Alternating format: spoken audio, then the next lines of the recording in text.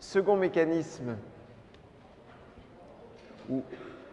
c'est la théorie des clones interdits. Alors là, c'est tout simple. C'est ce qui se passe par exemple pour la thyroglobuline.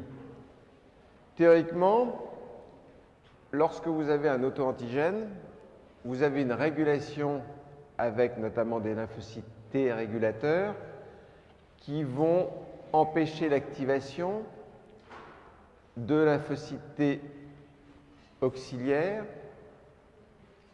T helper, impliqués dans la réponse contre l'auto-antigène. Je vous ai dit comme exemple la thyroglobuline.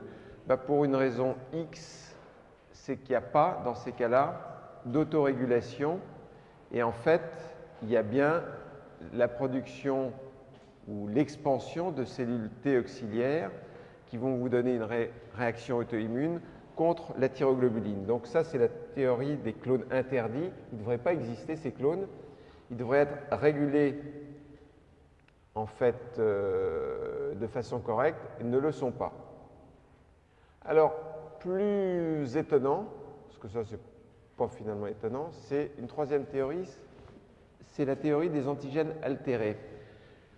Alors ça, c'est ce qui explique notamment qu'il y a des réactions des anémies hémolytiques auto-immunes, notamment contre un médicament qui est l'alpha-méthyldopa. L'alpha-méthyldopa, vous savez, c'est un agent antihypertensif, mais c'est le même mécanisme que l'on a pour des réactions, des anémies auto-immunes avec par exemple la pénicilline ou la céphalosporine. Donc ça nous intéresse, vous avez déjà là 3 médicaments pour lesquels que se passe-t-il? Vous avez un globule rouge normal, vous avez la surface de ce globule rouge qui peut être altérée sous l'action notamment de médicaments. Et ce qui va se passer, c'est que sous l'action de l'alpha-méthyldopa, altération de la surface des globules rouges, production d'auto-anticorps qui sont dirigés, bien entendu, contre les globules rouges qui sont altérés. Ça, c'est normal. Mais l'étonnement, c'est que en fait, ces mêmes auto-anticorps vont également provoquer la lyse d'hématies qui n'ont pas d'altération. Donc au départ, c'est contre des antigènes qui ont été altérés, mais à la fin, vous faites une anémie avec la lyse d'un ensemble de globules rouges altérés, non altérés. Ensuite, subtil aussi, c'est la théorie des réactions croisées. Alors ça, c'est quelque chose d'important. On en a déjà parlé, notamment lorsque l'on a parlé de la maladie de Bouillot, rhumatisme articulaire aigu. Vous vous souvenez que la maladie de Bouillot, décrite par Jean-Baptiste Bouillot, ça vous donne d'une part rhumatisme articulaire aigu, ça veut dire qu'il y a une arthrite, mais qu'il y a une cardite, c'est-à-dire qu'il y a une myocardite, et il y a, ça va vous revenir en mémoire parce que je vous l'ai déjà montré, il y a une atteinte des valves cardiaques, vous l'avez ici l'atteinte des valves cardiaques, et tout ça, tous ces effets donc, qui sont délétères, sont dus en fait à des réactions croisées, et là en l'occurrence, ça va être réaction croisée entre protéines du streptocoque A, d'où la nécessité cette fois-ci d'utiliser à bon escient des antibiotiques lorsque vous avez une angine à streptocoque. Sans ça, vous avez un risque d'avoir un rhumatisme articulaire aigu, une maladie de Bouillot. Mais vous avez d'autres exemples de mimétisme moléculaire, de réactions croisées qu'on va expliquer tout à l'heure. Par exemple, l'antigène exogène, c'est Mycobacterium tuberculosis. L'auto-antigène, protéoglycane du cartilage. Et c'est impliqué une des causes de polyarthrite rhumatoïde, Mais vous vous souvenez que derrière une maladie auto-immune, il y a des multiples mécanismes. Ça, c'est une des applications.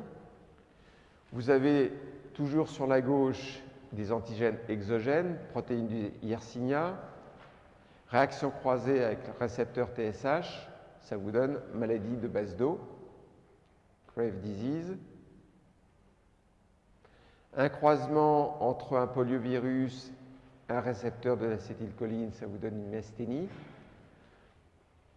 Mais ce qu'il y a de sûr, c'est qu'on essaye à chaque fois de trouver en fait une réaction croisée à l'échelon moléculaire entre un antigène exogène et un auto-antigène. On la trouve d'ailleurs pas toujours. Alors, qu'est-ce qui explique ces réactions croisées? Là, c'est un petit peu subtil. Vous avez ici en haut un antigène étranger, et vous savez que sur ces antigènes étrangers, il y a des épitopes B qui vont être reconnus par les immunoglobulines de surface des lymphocytes B, et vous avez, là il est en rouge, et vous avez en jaune des épitopes T. Et en fait, ce que fait la cellule présentatrice d'antigènes, ici, c'est que vous avez un antigène étranger. C'est étranger, donc dans ces cas-là, il n'y a pas de régulation. Il y a des lymphocytes T auxiliaires qui sont bien activés par cet épitope T étranger, et qui va vous donner ici la production d'anticorps qui vont reconnaître un épitope B rouge étranger. Ça, c'est normal. Bien. Vous avez un antigène du soi. Ici, il est en bleu et en vert. Un antigène du soi, vous présentez un épitope T du soi à des lymphocytes T auxiliaires. Cette fois-ci, logiquement, vous ne devez pas avoir en fait de production d'anticorps contre un épitope B du soi. Logique. D'accord? Là, tout est soi, donc épitope T du soi, épitope B du soi, ça ne doit pas donner de production d'anticorps.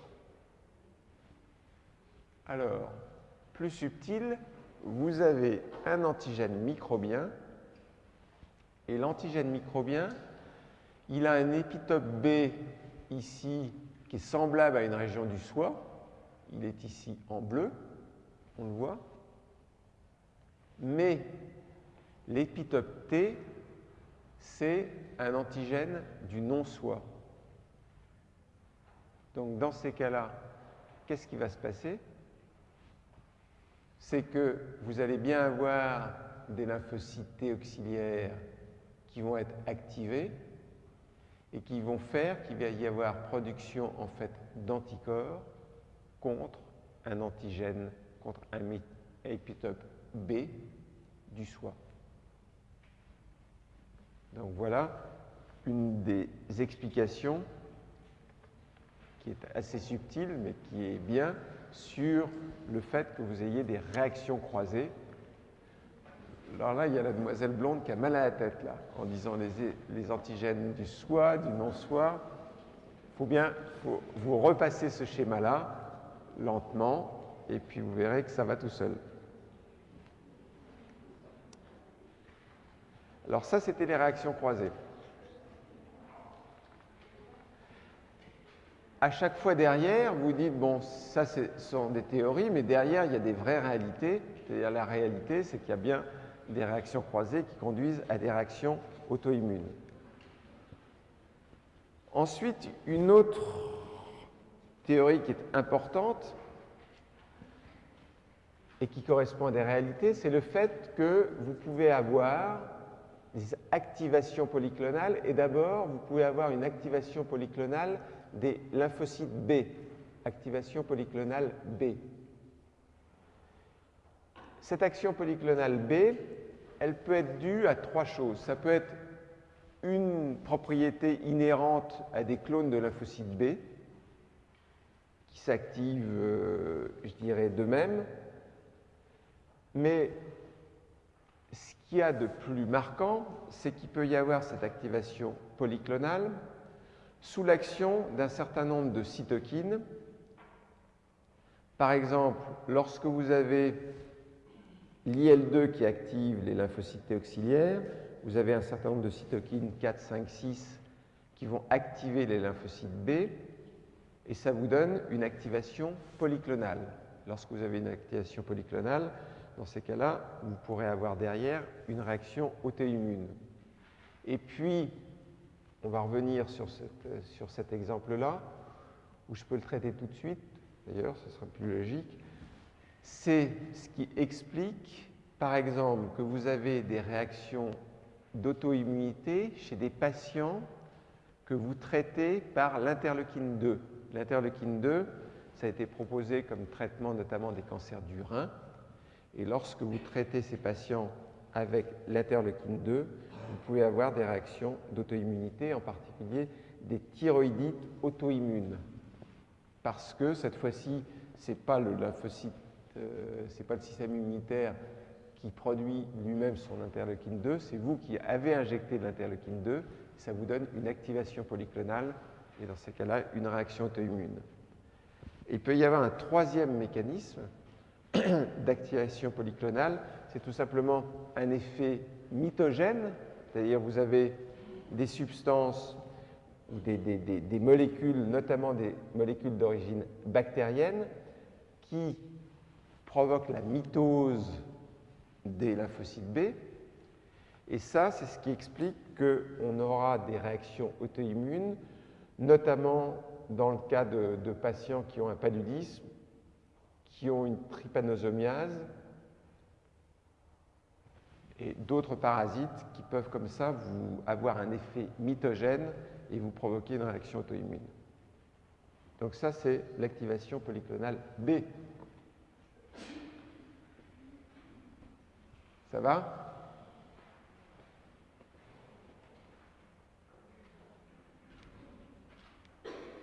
L'activation polyclonale T. Cette fois-ci,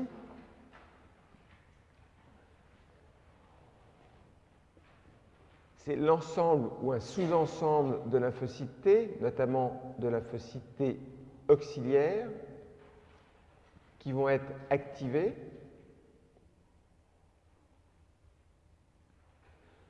sous l'action notamment de cytokines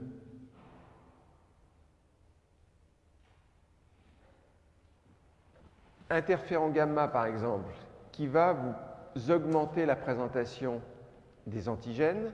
S'il y a une augmentation des présentations de l'antigène, il peut y avoir une activation polyclonale, donc des lymphocytes T.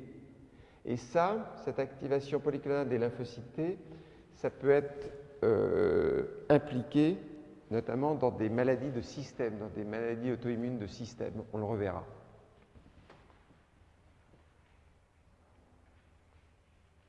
Ah, autre point important,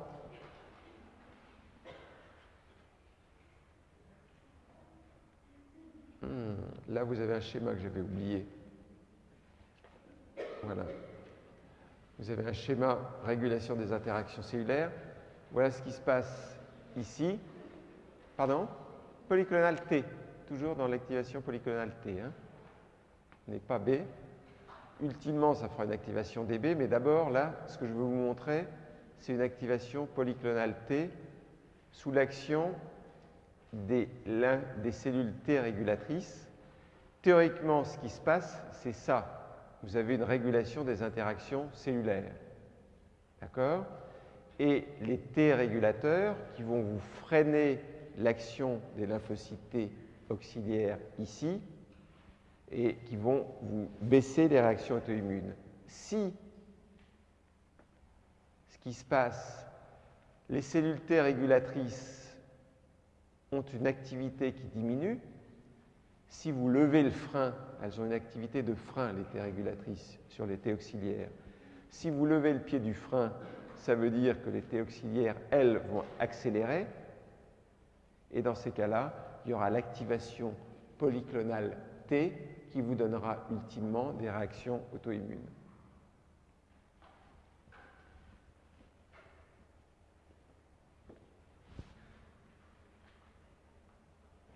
Bien. Vous avez vu les activations polyclonales, que ce soit B, que ce soit T. Là, il y a la théorie des infections virales. Ce qu'on est obligé de constater, c'est que beaucoup de ces maladies auto-immunes ont, parmi les causes sous-jacentes, des infections, notamment par des virus. Et les effets de ces virus peuvent être de deux types, selon que le virus est en fait un virus qui est lytique, qui cause une lyse cellulaire, ou qu'il est non lytique. Alors, s'il est lytique, qu'est-ce qui peut se passer? Dans ces cas-là, vous pouvez avoir par lyse, par le virus de la cellule, la libération d'un certain nombre d'antigènes qui étaient séquestrés tout simplement à l'intérieur de la cellule. Ce qui explique par exemple des maladies telles que les myocardites auto-immunes, ou c'est ce qui explique par exemple une maladie neurologique qui vous conduit directement en réanimation neurologique, qui est le syndrome de Guillain-Barré. Le syndrome de Guillain-Barré, ça provoque notamment, ça vous bloque les muscles qui sont nécessaires à la respiration. Donc on est obligé de vous intuber. Toujours est-il que Guillain-Barré ou myocardite, on dit que c'est la libération d'un certain nombre d'antigènes séquestrés au niveau des fibres musculaires.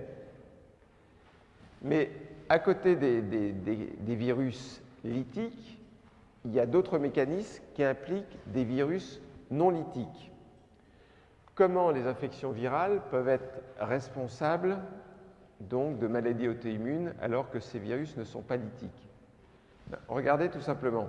Ici, vous avez un lymphocyte. Ce que vous pouvez avoir, c'est vous pouvez avoir à l'intérieur du lymphocyte l'insertion d'un ADN viral à l'intérieur donc de l'ADN lymphocytaire. Insertion d'ADN viral. Ça se fait, ça.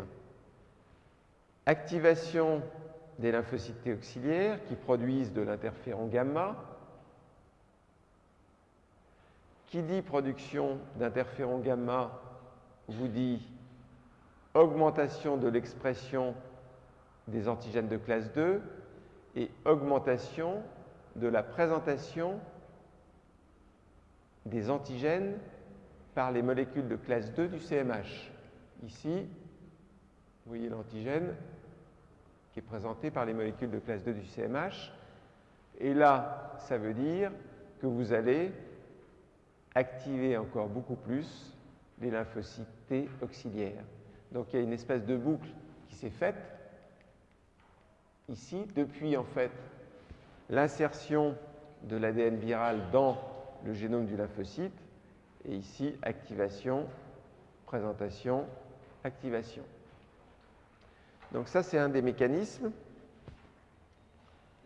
Il y a un autre mécanisme qui explique, par exemple, que vous faites des auto-anticorps contre le récepteur TSH ou contre le récepteur à l'acétylcholine, c'est le rôle du réseau anti-idiotypique.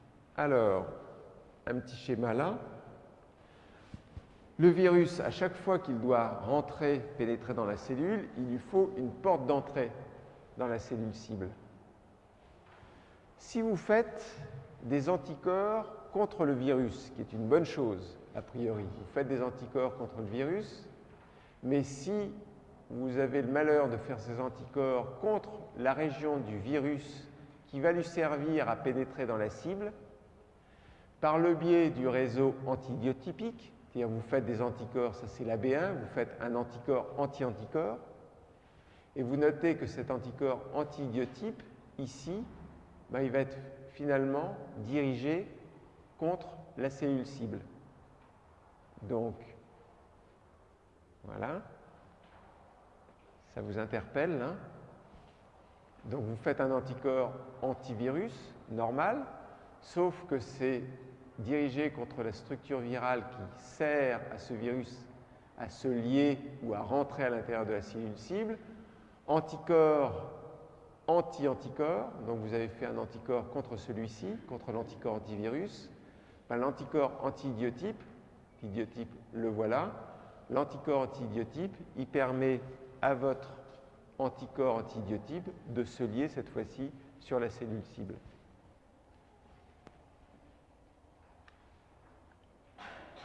Donc, vous avez, que ce soit des virus lytiques ou non lithiques, des multiples façons de devenir un auto-anticorps. Alors, l'immunologie, vous savez, c'est pas simple. C'est pas parce que vous avez des auto-anticorps, et là on passe des mécanismes étiologiques. Tout ce que vous avez vu jusqu'à présent, c'était les mécanismes sous-jacents. Maintenant, on passe aux mécanismes pathogènes, c'est-à-dire on dit, voilà, qu'est-ce qui est directement responsable de la maladie auto-immune. Ce qui peut être directement responsable de la maladie auto-immune, ça peut être soit des anticorps, soit des cellules. Donc, la première chose à se poser, c'est est-ce que les auto-anticorps sont directement responsables? Le problème, c'est que de temps en temps, vous avez des auto-anticorps qui sont responsables directement, qui sont des auto-anticorps pathogènes, responsables de la maladie. Et vous verrez des exemples d'auto-anticorps qui sont pathognomoniques de la maladie. C'est-à-dire, vous savez que si vous avez ces auto-anticorps, vous avez la maladie. Et pourtant, ces auto-anticorps ne sont pas pathogènes. Alors, comment allez-vous faire pour prouver qu'un auto-anticorps est pathogène et directement responsable de la maladie auto-immune? Ben, vous avez plusieurs façons de procéder qui sont plus ou moins convaincantes et je vous donne par ordre d'arguments convaincants décroissant. Qu'est-ce qui est le plus convaincant? Et vous en verrez un exemple tout à l'heure. Qu'est-ce qui est le plus convaincant? C'est lorsque vous arrivez à reproduire en fait la maladie auto-immune en administrant à un sujet normal des auto-anticorps qui viennent d'un sujet malade. Donc il y en a un qui a la maladie, l'autre qui ne l'a pas. Si vous prenez des anticorps de l'un pour injecter au sujet sain et qui fait la maladie, c'est bien l'auto-anticorps qui est pathogène. Ça, c'est définitivement convaincant. Ensuite, ce qui est un tout petit peu moins convaincant tout de même, c'est lorsque vous arrivez à induire la lésion chez l'animal en l'immunisant avec un auto-antigène. Bon. Ensuite, ce qui peut vous convaincre, mais il faudra, c'est lorsque vous arrivez, et on en verra des exemples, à simuler in vitro, cette fois-ci vous n'êtes plus in vivo chez l'animal, mais vous êtes in vitro à reproduire la lésion in vitro. Un autre argument, c'est si vous arrivez à isoler des auto-anticorps au niveau de la lésion elle-même, au niveau de l'articulation par exemple, au niveau du rein. Et le dernier argument qui est le moins convaincant finalement, c'est si vous avez une corrélation entre le taux des auto-anticorps et les poussées de la maladie. Souvent, ces maladies auto-immunes, ça évolue par des poussées et des rémissions. Si vous avez, au moment des poussées, une élévation du taux d'auto-anticorps, vous aurez tendance à penser qu'il y a un mécanisme pathogène des auto-anticorps. Et pourtant, ce n'est pas absolument évident. Alors, ce qui a beaucoup fait faire des progrès, c'est ce monsieur.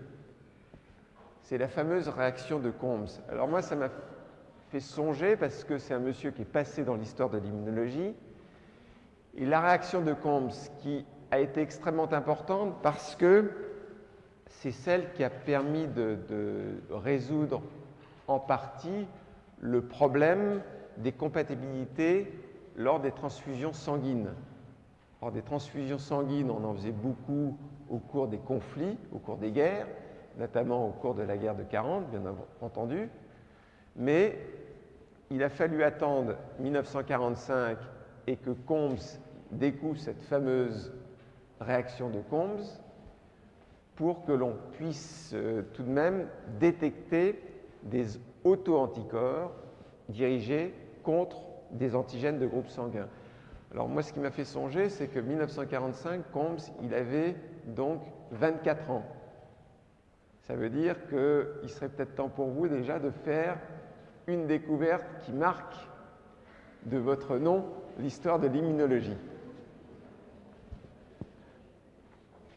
Voilà. Je n'ai pas réussi à trouver des photos de lui jeune. Le test de Combs, vous le connaissez. Test de Combs direct, on l'a déjà vu, où vous partez des hématies du patient qui portent les auto-anticorps avec un anticorps anti-IgG, et un direct où cette fois-ci, ce n'est pas les hématies du patient qui portent l'auto-anticorps, c'est que vous utilisez les anticorps du patient qui sont dans le sérum, vous les mettez en présence d'hémacitests,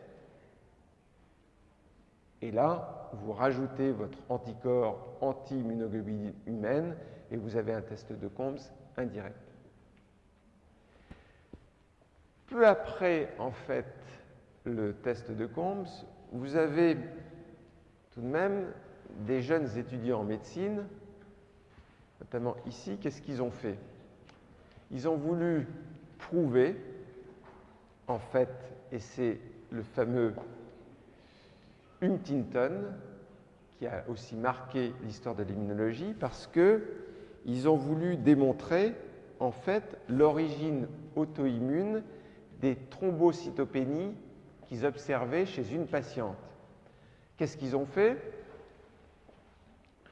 Ils ont tiré, ils étaient deux étudiants en médecine pour vouloir faire l'expérience, ils ont tiré au sort lequel recevrait donc du sérum d'une patiente qui avait une thrombocytopénie X. Et pour prouver que c'était une thrombocytopénie auto-immune, Huntington donc s'est injecté tout de même 500 ml du sang de la malade. Et il a failli en mourir dans les minutes qui ont suivi parce qu'il a fait une thrombocytopénie. Ça a bien marché la démonstration. Hein. Il a fait une thrombocytopénie qui a failli le tuer immédiatement. Alors, ce qu'il y a de formidable, c'est que ça n'a pas découragé parce qu'en fait, du coup, ils ont fait la même expérience sur un certain nombre de volontaires sains. Et vous voyez ici la chute, en fait, des plaquettes qui diminuent de façon considérable. Bon, ils avaient pris sans doute plus de précautions. Bien entendu, ce type d'expérience, c'est absolument impossible à faire maintenant, mais ça montre bien que tout de même, la reproduction de la maladie par injection d'auto-anticorps à des sujets sains, il y a 50 ans en tout cas, c'est ce qui se faisait. Bien. Alors, sans ça, en dehors de cet exemple-là, le fait, par exemple, que vous pouvez trouver... Hop, mise en évidence. Oui, on va le faire. Vous pouvez trouver des anticorps dans des lésions. Par exemple, vous pouvez le rechercher au niveau rénal chez des patients qui ont des lupus. Lupus érythématodisséminé, c'est une maladie de système dans lesquelles il y a des anticorps anti-ADN qui vous provoquent au niveau rénal des glomérulonéphrites. Vous pouvez retrouver ces auto-anticorps au niveau rénal, ce qui est assez convaincant pour dire qu'ils sont responsables de la maladie.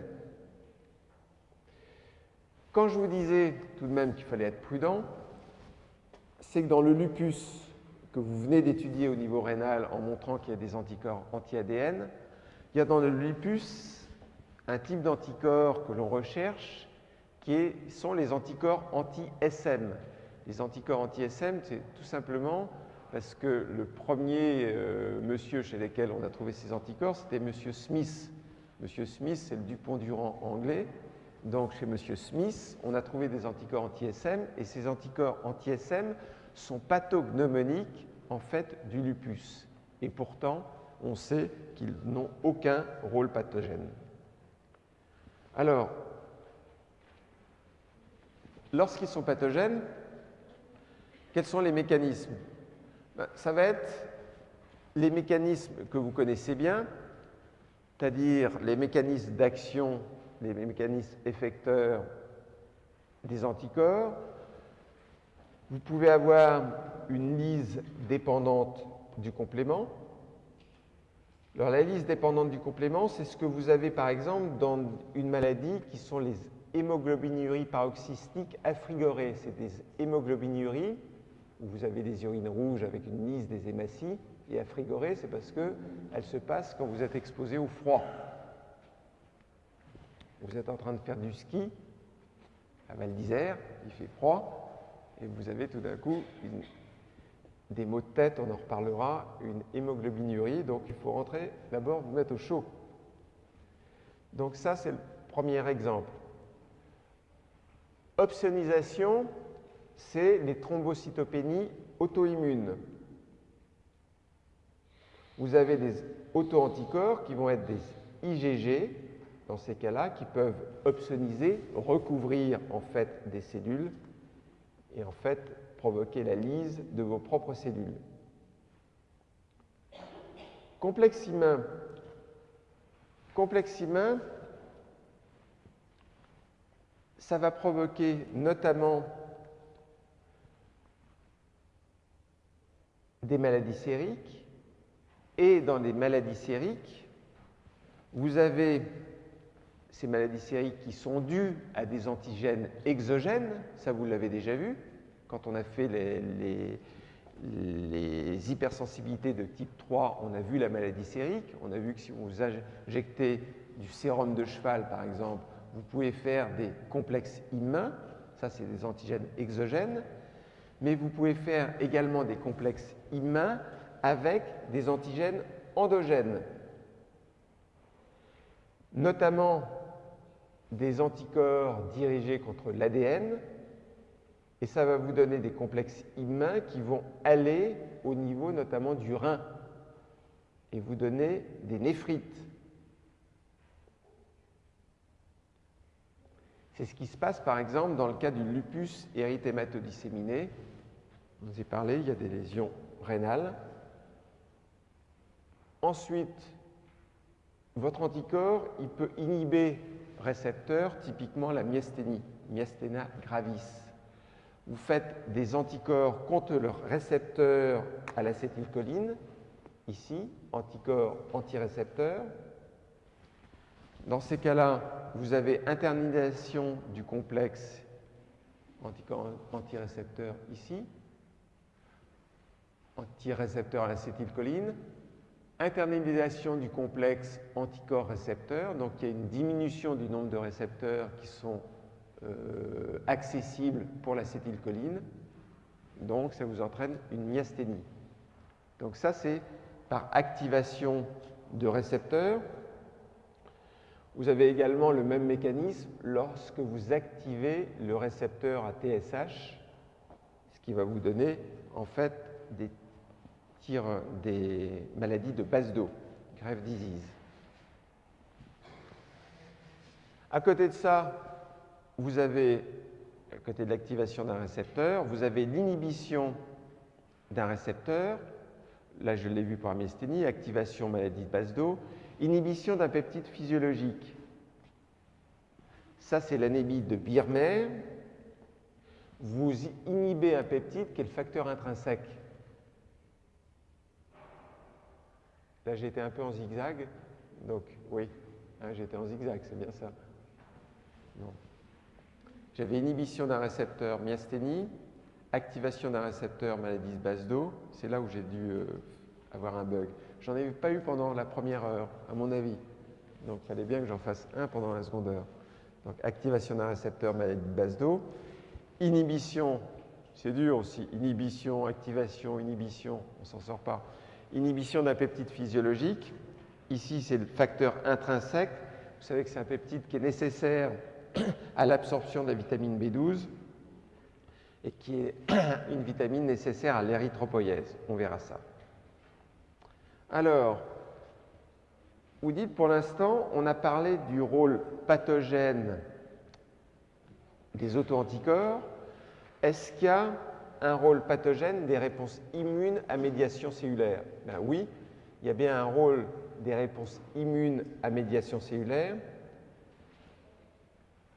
On s'aperçoit dans un certain nombre d'affections auto-immunes, par exemple les thyroïdites auto-immunes, qu'il y a une grande infiltration de l'organe qui est affecté par la maladie auto-immune, notamment essentiellement par les lymphocytes T CD4+, par les lymphocytes T auxiliaires. Il y a aussi des lymphocytes T CD8, des lymphocytes T cytotoxiques, mais de façon moins importante. Mais ça, on le retrouvera pour beaucoup de maladies auto-immunes. Donc, rôle des cellules attesté par la présence de nombreux lymphocytes T auxiliaires au niveau du site de la maladie auto-immune. Alors, ça, c'était des mécanismes pathogènes. Dans les mécanismes sous-jacents étiologiques, je vous ai dit tout à l'heure, globalement, il y a la génétique, il y a un certain nombre de choses. On va les regarder.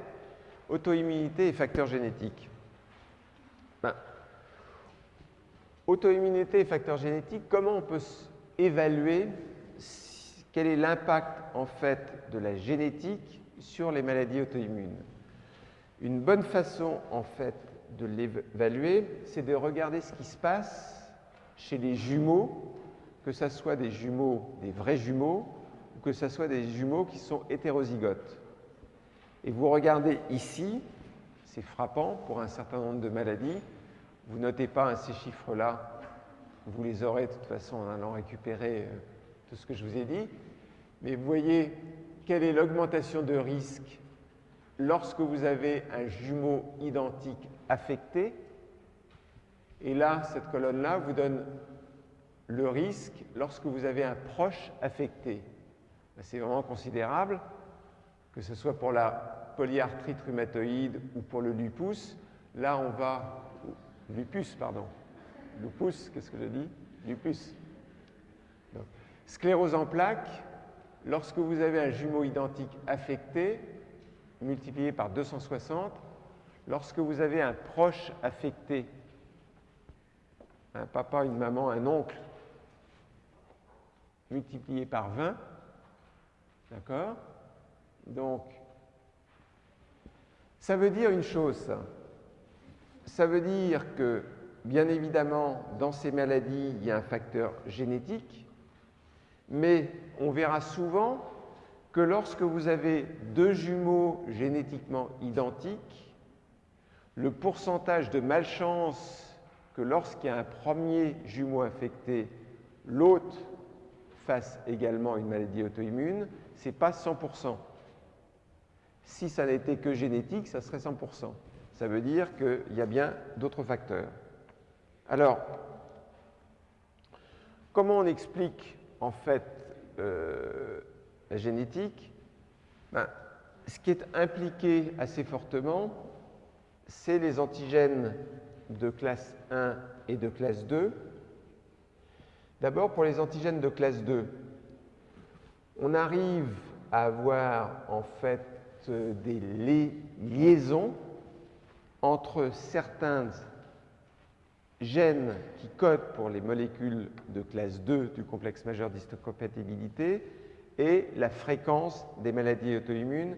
C'est ce que l'on reverra notamment pour le diabète de type 1. Et c'est très précis, en fonction des gènes qui codent pour la chaîne bêta des molécules de classe 2 du complexe majeur d'histocompatibilité, vous serez plus ou moins susceptible de faire un diabète. Donc,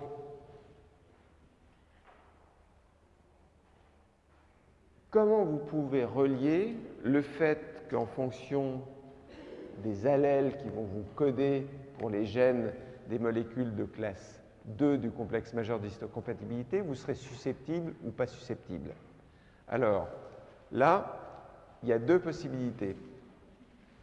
vous avez un sujet A, vous avez un auto-antigène. Ce sujet A, ici, il a des molécules de classe 2 du complexe majeur d'histocompatibilité qui vont présenter les épitopes T, ici, d'un auto-antigène. Bien, ici, vous aurez l'activation des lymphocytes T. Mais le sujet B, qui a un autre allèle qui code pour d'autres molécules de classe 2 du complexe majeur d'histocompatibilité, lui, il ne va pas présenter l'auto-antigène. Voilà, pas de présentation, donc pas d'activation. En fonction donc de votre allèle, vous allez présenter ou pas présenter un auto-antigène. Il y a une autre explication pour relier donc génétique, molécule de classe 2, réaction auto-immune. Une autre explication, c'est celle-ci. Vous avez toujours mon sujet de classe A, ici. Il présente l'antigène, mais cet antigène va activer des lymphocytes T régulateurs. Les lymphocytes T régulateurs, c'est le frein. Donc, cette fois-ci, il n'y a pas d'activation des T auxiliaires.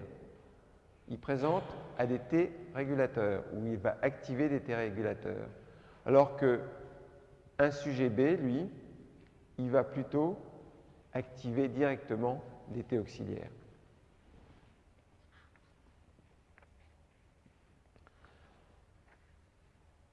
Alors, il n'y a pas que les antigènes de classe 2 qui sont assez directement reliés à votre susceptibilité génétique de faire des maladies auto-immunes. Il y a également les antigènes de classe 1. Alors là, il y a quelque chose aussi d'un petit peu subtil. Les antigènes de classe 1, auto-immunité et molécules de classe 1. Ici, vous avez un lymphocyte T qui, tout à fait logiquement, va entraîner la lyse de cellules cibles qui, en fait, présentent vos antigènes par des molécules de classe 1. Ça, c'est normal. Lorsque vous n'avez pas de molécules de classe 1, qu'est-ce que vous avez comme cellule qui va pouvoir vous entraîner la lyse? Les cellules? Pardon? NK, merci. Donc, les cellules NK. Et vous savez que sur les cellules NK, vous avez en fait des récepteurs ici, des récepteurs activateurs et des récepteurs inhibiteurs. D'accord? Récepteurs KIR, qui justement détectent qu'il n'y a pas ici, qu'il n'y a pas de molécules de classe 1 qui vont faire que votre cellule NK va être active. Bien, ce qui peut se passer, c'est que lorsque vous avez une diminution des antigènes de classe 1, des molécules de classe 1 du complexe majeur d'histocompatibilité, bien, dans ces cas-là, la cellule NK va se tromper, va dire tiens, il y a une diminution ici, il faut que je m'active. Il y a même des lymphocytes T qui ont des récepteurs KIR qui vont être activés, et dans ces cas-là, ça peut donner des réactions auto-immunes. Tout simplement par baisse des molécules de classe 1. C'est ce qui a été démontré notamment dans le cas du diabète.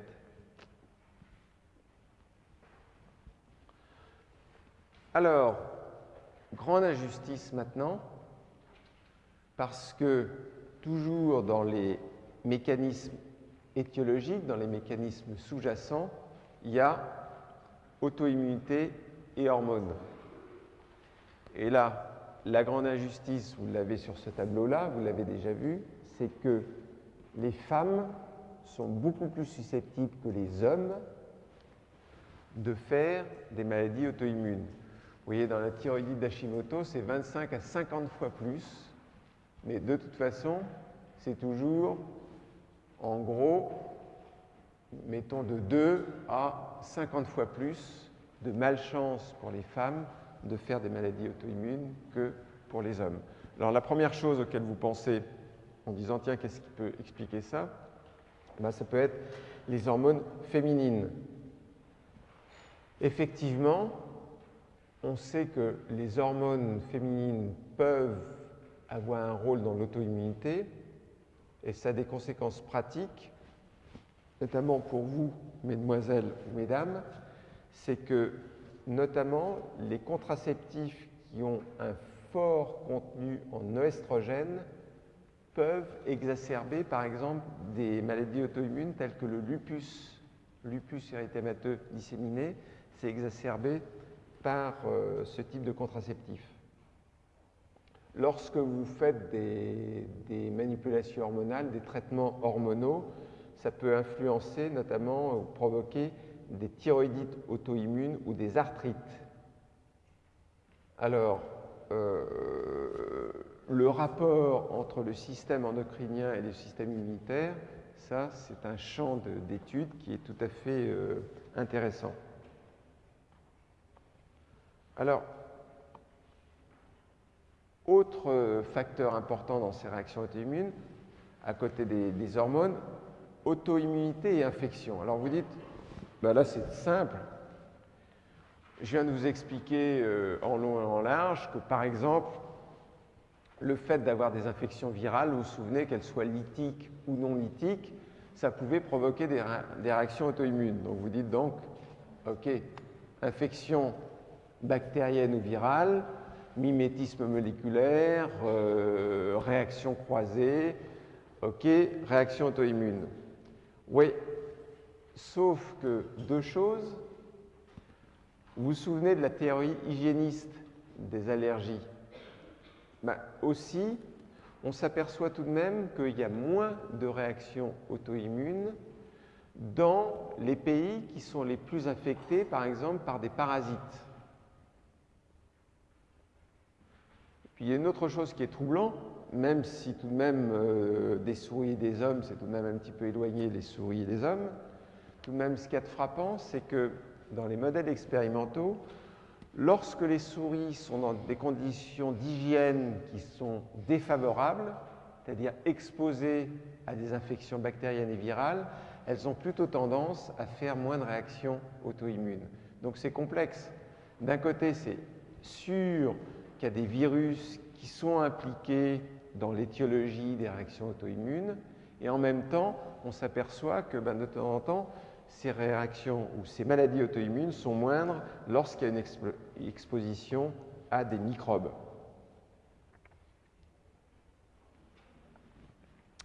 Alors, pour vous, c'est forcément important. Je pose souvent des questions là-dessus, sur auto-immunité et médicaments, parce que vous ne pouvez pas ne pas savoir quels sont les médicaments ou les principaux médicaments dont vous avez la liste ici, qui sont impliqués dans les réactions auto-immunes. Alors là, d'habitude, je vous dis, vous allez vous reporter au texte, mais là, c'est tellement important, c'est que je vous laisse tout de même au moins 2 minutes pour noter les médicaments qui sont impliqués dans des réactions auto-immunes. Alors là, il faut distinguer deux choses. Il faut distinguer en fait, lorsqu'il y a des réactions, des hypersensibilités à un médicament ou des processus auto-immuns. Et pour se rendre compte de la différence, qui n'est pas toujours évidente, pour se rendre compte de la différence, il y en a une qui est assez simple, c'est que si vous retirez le médicament et que les effets délétères disparaissent, c'est que c'est plutôt une hypersensibilité. Si, lorsque vous retirez le médicament, il reste des effets pathogènes, ça sera plutôt des réactions auto-immunes.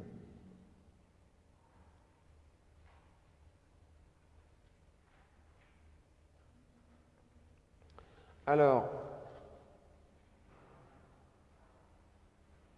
je ne me presse pas trop là pour que vous ayez le temps de noter. Vous notez des choses qui sont un petit peu embêtantes. C'est que par exemple, vous avez des médicaments tels que celui-ci qui sont utilisés pour le traitement de polyarthrite rhumatoïde, donc d'une maladie auto-immune de système, et qui induisent éventuellement une autre maladie auto-immune. Des pénicillamines, pareil, traitement de la polyarthrite rhumatoïde, ça vous induit, et on va en reparler tout de suite, un certain nombre de réactions auto-immunes.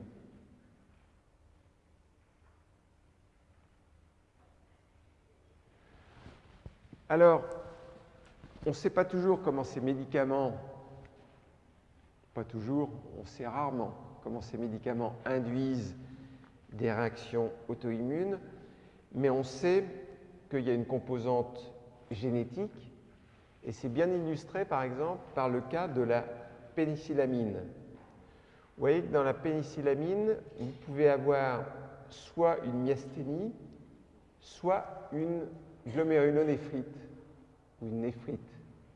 Eh bien, en fonction, en fait, et là il y a une composante génétique, en fonction du gène qui code pour des molécules de classe 2 du complexe majeur d'histocompatibilité, vous ferez soit plutôt sous l'action de la pénicillamine une myasthénie, ça c'est si vous êtes HLA-DR2, si vous avez un allèle DR2, alors que si vous êtes HLA-DR3, vous aurez plutôt la malchance de faire une néphrite.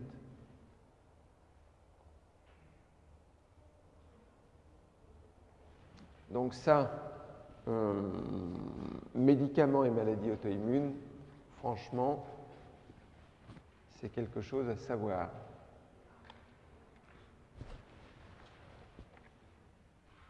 Ensuite, auto-immunité et radiation. Qu'est-ce que c'est la radiation? Ça peut être tout simplement les radiations par les ultraviolets. Lorsque vous avez une exposition aux ultraviolets, ça vous donne une modification en fait des radicaux libres ou modification, pour être plus exact, modification des antigènes sous l'effet de ces radiations. Ces antigènes peuvent devenir dans ces cas-là des auto-antigènes, mais ce qu'il y a de clair, c'est que l'exposition au soleil réactive de temps en temps des maladies auto-immunes. Toujours, par exemple, l'exemple du lupus. Alors, il y a deux choses qui sont importantes aussi. C'est d'une part le stress. Alors là, ça vous paraît banal de dire ça, mais il faut voir que pendant un certain temps, un certain nombre de maladies auto-immunes étaient considérées comme des maladies psychosomatiques. Premier point, pendant très longtemps, des maladies psychosomatiques. Ça, c'est le premier point. L'autre point, qui est que tout de même, c'est des maladies du système immunitaire, mais que cette fois-ci, le stress est effectivement important, c'est qu'on sait très bien que chez les patients qui ont une maladie auto-immune, il y a une relation entre plus ou moins de stress et plus ou moins de poussée d'une maladie. Donc ça, c'est très clair que le stress a un rôle, en tout cas, dans des poussées de maladies auto-immunes ou dans des phases de rémission. Et le fait qu'il y ait des facteurs diététiques, ça vous le verrez, il y a une maladie auto-immune qui est la maladie cœliaque, où c'est une intolérance au gluten. C'est des gens qui ne peuvent pas manger, comme vous, du pain, du riz, etc. Mais qu'il y ait des facteurs de l'alimentation qui soient impliqués dans les maladies auto-immunes, c'est évident. Alors, pour terminer cette présentation qui est globale, parce que toutes ces maladies auto-immunes, on va encore une fois les voir une par une. Traitement des maladies auto-immunes. Le traitement des maladies auto-immunes, comment dirais-je? Je ne voudrais pas vous décourager, mais les maladies auto-immunes ne sont pas véritablement des maladies dont vous guérissez. Non. Le principal problème de ces maladies, c'est de faire que l'on va vous donner une espérance de vie qui sera la même que celle d'un individu qui n'a pas de maladie auto-immune. Mais la guérison, c'est souvent un petit peu aléatoire. Qu'est-ce que l'on va faire comme traitement? Généralement, c'est qu'on va vous remplacer la fonction qui est déficiente. S'il y a un organe qui a été endommagé, on va essayer de le remplacer. Mais ce que l'on va faire le plus souvent, c'est induire une immunodépression ou une immunosuppression. Ça, c'est normal, puisqu'il y a un fonctionnement qui est exacerbé du système immunitaire. On va essayer de freiner ce système immunitaire avec des thérapies qui vont cibler plus ou moins un acteur important du système immunitaire. Alors, ce que vous allez voir, c'est qu'il y a beaucoup de nouvelles thérapies de ces maladies auto-immunes, puisque ça représente un problème de santé publique. Voilà.